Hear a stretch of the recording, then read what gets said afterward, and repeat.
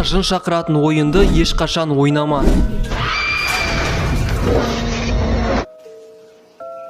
Менің атым Наурыз, маған тіркел. Қазір барлығын түсіндіремін. Музыкальный стулья деген мерейтойларда ойналатын ойын. Ал оны елеспен ойнап көруге қалай қарайсың? Ереже бойынша сағат түнгі 12 мен 3-тің арасында терезесі жоқ бөлмеде жалғыз орындықпен болуыңыз керек. Және сізге мына мелодия керек болады. Музыканы қосып, столды 6 рет жай айналыңыз. Өте жай. Музыка тоқтап қалатын болса, тез етіп орындыққа отырып, спичканы жағып жіберіңіз. Бұл сіздің жеңіске жеткеніңізді білдіреді. Ал егер музыка тоқтамайтын болса, бұл өте жаман белгі. Енді сізге бұл бөлмеге жалғыз кіруге болмайды. Достар, қайталап айтам, бұл ойынды ойнауға болмайды.